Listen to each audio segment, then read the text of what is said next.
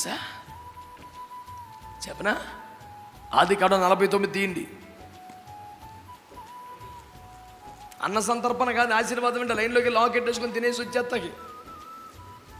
ఏసు రక్తమే అది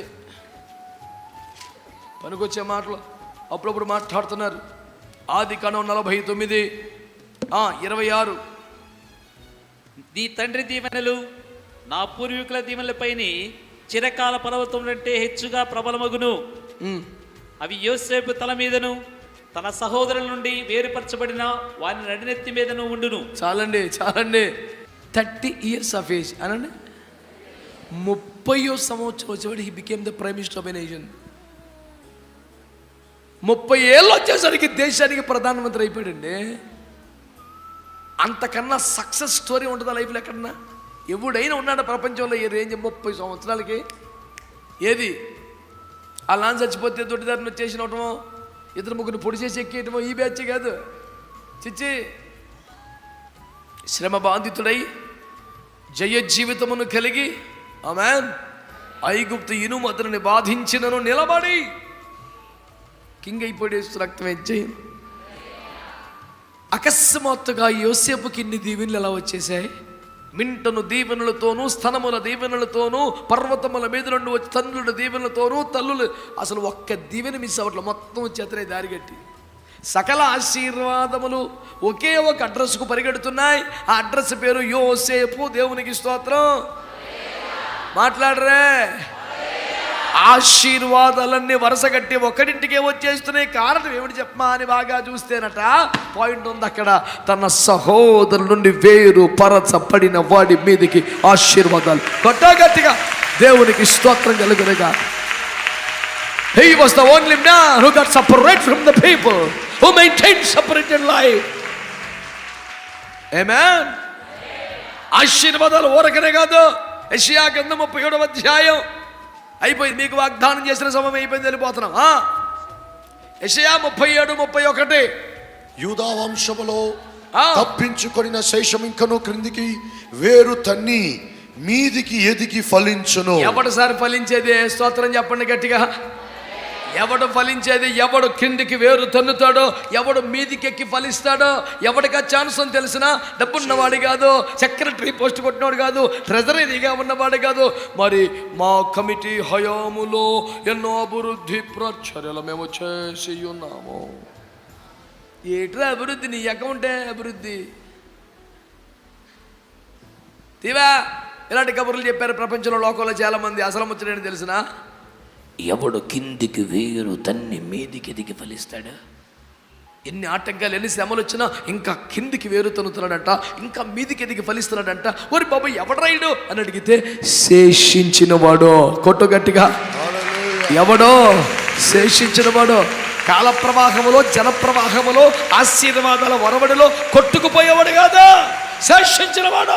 దేవుని కొరకు, సత్యము కొరకు, ఉపదేశం కొరకు, బోధ కొరకు, ప్రతిష్ఠ కొరకు, ఎత్తబడే సంఘం కొరకు జనములో పడి కొట్టుకుపోకుండా శేషించిన వాడు, వేరుపరచబడ్డవాడు, ప్రత్యేకంగా ఉన్నవాడు ఎవడో. యోసేపు నెత్తి మీదికి, నెత్తి మీదకి ఆశీర్వాదాలంట. మంచి యవనస్తుడు సార్, కొట్టిసాడంతే. ఎలాగా? పొద్దున్న లీటర్ పాలు తగ్గేసి కింద పడి లేకుతాం కాదు. 3 గంటలు కష్టపడి ఇట్టా పెడతాడు చెయ్యి. ఆడికి మార్కులు 30, ఆ టార్గెట్ నడువు 30. అసలు ఓర్ని నడువు 30 కాలిపోయిన మార్కులు ఏంట్రా?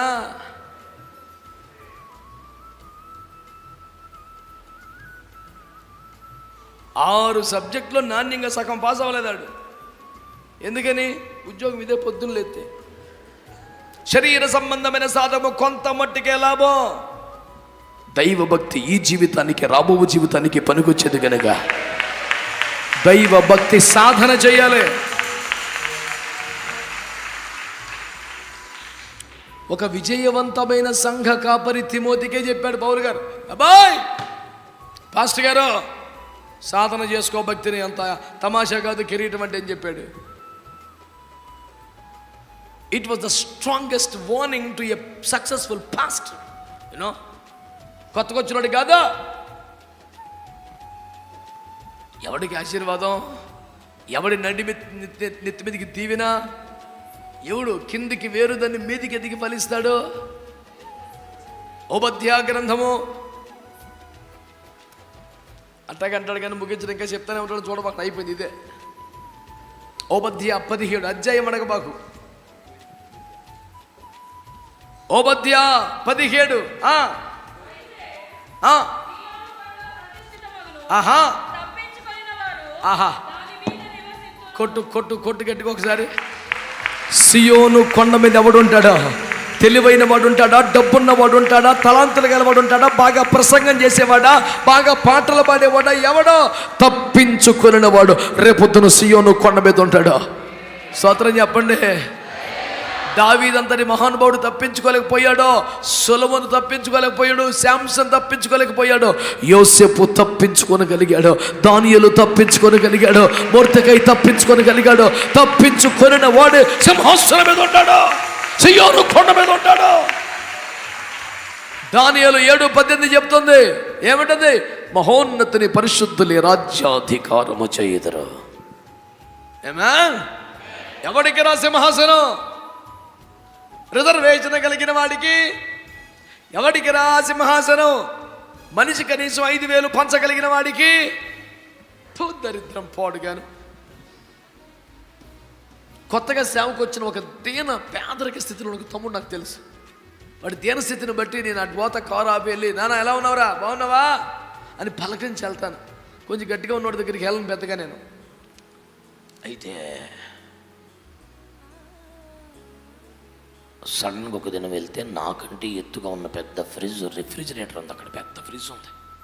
వా తమ్ముడా, ఎవడదరా ఇదే? మందేనని. అమ్మో, దేవుడు నిన్ను బహుగా ఆశీర్వదించాడరా.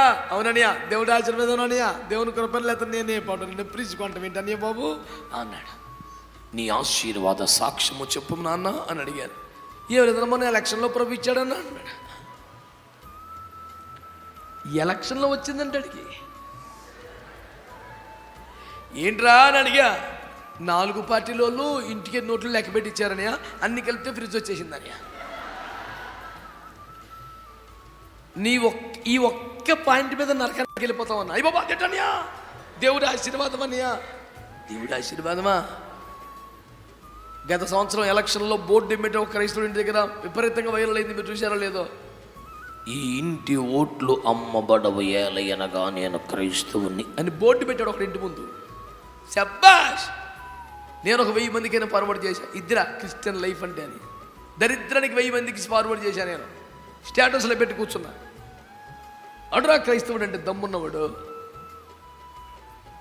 ఈ ఇంటిలో ఓట్లు అమ్మబడవు ఎందుకనగా నేను క్రైస్తవుణ్ణి అని పెట్టాడు బోర్డు. దమ్ముండాలా? ఎంతమందికి స్వస్థ కావాలని చేతులు ఎత్తాక బోల్డ్ మంది ఖర్చుకి చేతులు ఎత్తారు పొలమని. నువ్వు డబ్బు అయితే రెడీ. తప్పించుకునేవాడు ఎంతమంది? ఈ వరవల్లో పడకుండా, ఈ సంతలో పడకుండా, ఈ మాయలో పడిపోకుండా, ఈ డబ్బులో పడిపోకుండా నేను క్రీస్తు కొరకు ప్రతిష్ఠింపబడిన వాడిగా ఉంటాను. ఆమె ఎన్ని చెప్పమంటావు? బైబిల్లో ఈ చివరికి ఆ చివరికి 100 చెప్తాను వరుస పెట్టి ఇదే పని మీద. నాకు ఇంకో పని ఏముంది కనుక గుర్తుపెట్టుకో. తన సహోదరుల నుంచి వేరుపరచబడిన వాడి నడినెత్తి మీదికి దీవెన. కొట్టుకొని పోకుండా శేషించిన వాడే క్రిందికి వేరు తన్ని మీదికి దిగి ఫలిస్తాడా? తప్పించుకున్న వాడే సియోను కొండ మీద కనపడతాడా?